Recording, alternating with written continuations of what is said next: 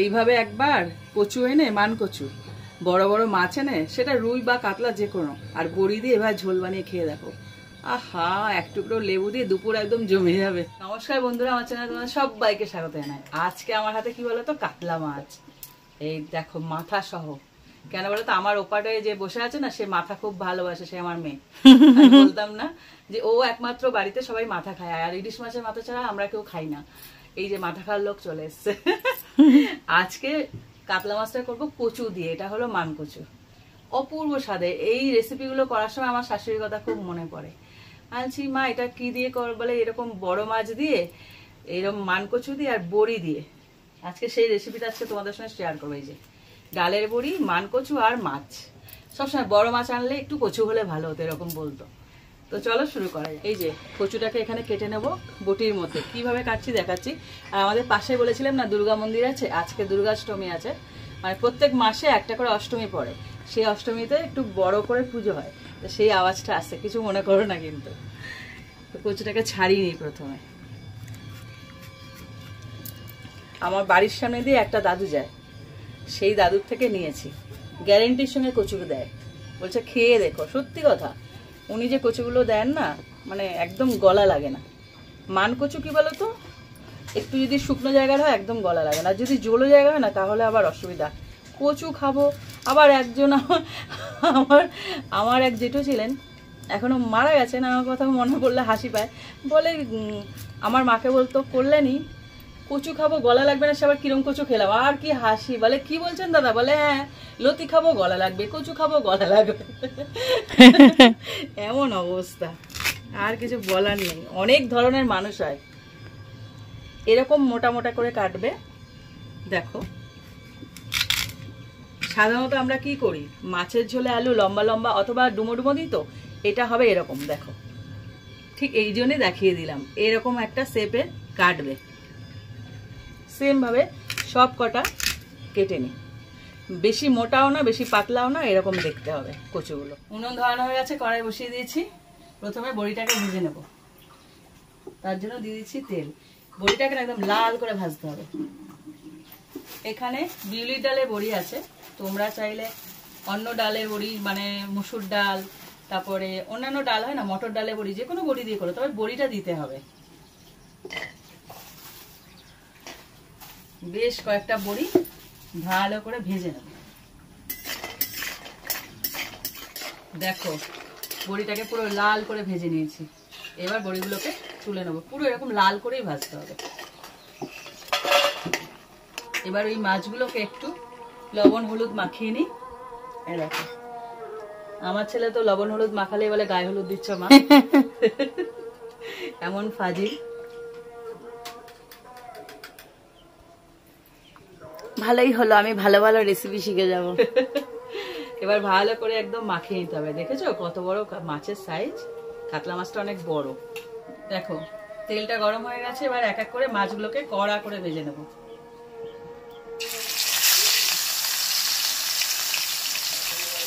ও থাকলে দূরে পালিয়ে যায়, বলে মা ফাটবে ফাটবে। না, ফাটবে না, কি ভয় পায়। ডিম ফাটে, এখন সব নকল ডিম। হ্যাঁ, মাছগুলো ভাজা হতে থাকুক, ততক্ষণে একটা কাজ সেরে নিই। এদিকে বাটাবাটি যেগুলো আছে করে নিই। এখানে নিয়েছি এক টুকরো আদা, কয়েকটা কাঁচা লঙ্কা, 3 থেকে 4টে, আর 2 কোয়া রসুন, বেশি নয়। আর এই পেঁয়াজ আছে, এগুলো পরে বাটবো, আগে এগুলো বেটে নিই। আদা করতে গেলে আমি পালিয়ে যাই, ওই যে দৌড়াচ্ছে সব কথা। এর সাথেই বেটে নেবো একটু জিরে, গোটা জিরে।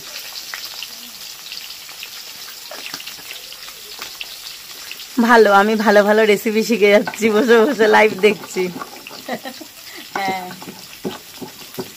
বাটা মশলায় মাছ করছি, তা আবার কচু বড়ি দিয়ে, ও যা খেতে হবে না আজকে, দুপুর জমে যাবে। হ্যাঁ একদম। আমি বেশ ভালো কাজ পেয়েছি। হ্যাঁ, দেখো এই বাটাটা কমপ্লিট হয়ে গেছে, আদা জিরে বাটা সব। এইবার পেঁয়াজটাকে কেটে নেব। এখানে আমি একটা বড় সাইজের পেঁয়াজ নিয়েছি। এবার তোমরা যে পরিমাণ মাছ নেবে বা কচু নেবে, সেই অনুযায়ী পেঁয়াজের পরিমাণটা কম বেশি হয়ে যাবে।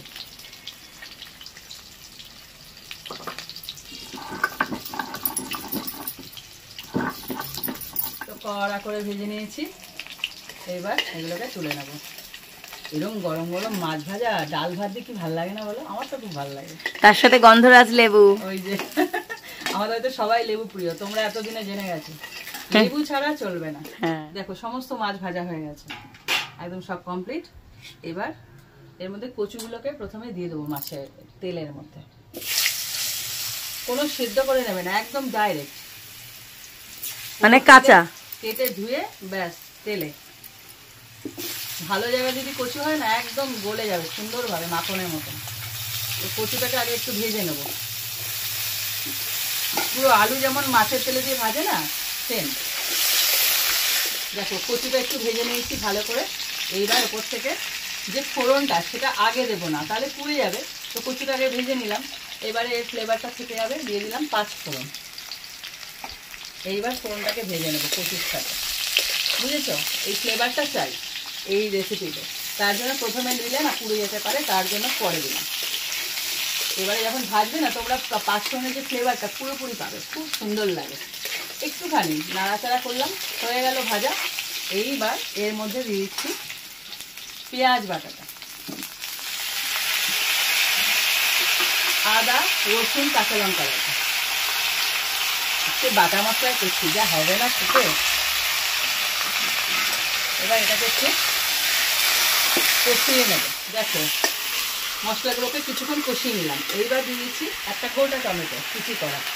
এবার যা মশলাপাতি আছে, লবণ হলুদ সব দিয়ে দেবো। এটা তো ঝোল হবে, লবণটা সেই বুঝে দেবে।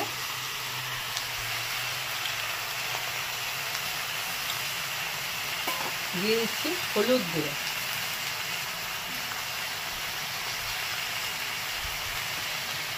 আর যেহেতু এটা মাছের ঝোল একটু তো ঝাল করতেই হবে, ঝাল ঝাল তো ভালো লাগে। কচু আছে বলে কথা। দিয়ে দিচ্ছি 1 চামচ উঁচু করে লঙ্কার গুঁড়ো, এটা কিন্তু ঝাল লঙ্কার গুঁড়ো। এবার হালকা একটুখানি জল দেবার কষাবো, একদম সোজা রান্না। শুধু কচু কাটো, দেখেছো কচু কেটেছে 1 ফোঁটা হাত চুলকায়নি। অনেক সময় দেখবে অনেক কচু কাটে না, হাতও চুলকায়। এত ভালো দাদুটা, আর দাদুর কচুটা খুব ভালো। আমি জায়েন্টের সঙ্গে কিনে খেয়ে নিই। আমার ছেলে আবার কচু খেতে খুব ভালোবাসে, মানে বিশেষ করে যে কুড়িয়ে হয় না ওইটা। তাহলে মা ওটা করো না, যে আচ্ছা করবো। ওটা হেভি লাগে, খুব ভালো লাগে খেতে। সেটাকে ভালো করে আগে কষিয়ে নিই যতক্ষণ না তেল ছাড়ে। দেখো সমস্ত একদম টমেটো ছাতু হয়ে গেছে গলে, খুব সুন্দরভাবে কষানো হয়ে গেছে। দেখো তেলও ছেড়ে দিতে। এবার দিয়ে দেবো জল। কি দারুণ কালার এসেছে। হ্যাঁ, যত কষানো হয় তত বেশি সুন্দর কালার আসে। হ্যাঁ, এটা একটু ঝোলঝোলি হবে, কোনো মাখা মাখা না। হেভি তো। এটা আমি শ্বশুর বাড়িতে রান্না করে খাওয়াবো একদম। আমি তো শেয়ারই করি ওর জন্য, যাতে মানুষ করতে পারে। হ্যাঁ, সবাই তো সব রেসিপি জানে না। এবার যেটা এসে একটু ইউনিক লাগে সেটা মানুষ ট্রাই করতে চায়। যেমন আমি কি সব জানি? তো আমারও তো ইচ্ছা করে যে নতুন নতুন রেসিপি দেখার জন্য। তো ফুটতে দিই, এটা ফুটতে থাকুক। দেখো বলেছিলাম না একটু ঝোল হবে, আর মাছের ঝোল বলে কথা। কচুটাকে দেখে নিই সেদ্ধ হয়েছে কিনা। হ্যাঁ, কচু সেদ্ধ হয়ে গেছে। ঠিক এরকম চেক করে তারপরে এখানে বড়িগুলো দিয়ে দেবে।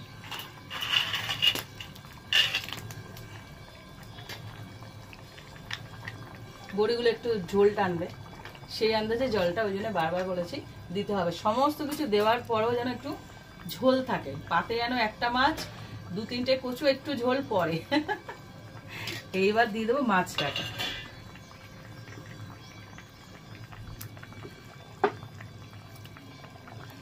দেখো ইয়া বড় বড় মাছ।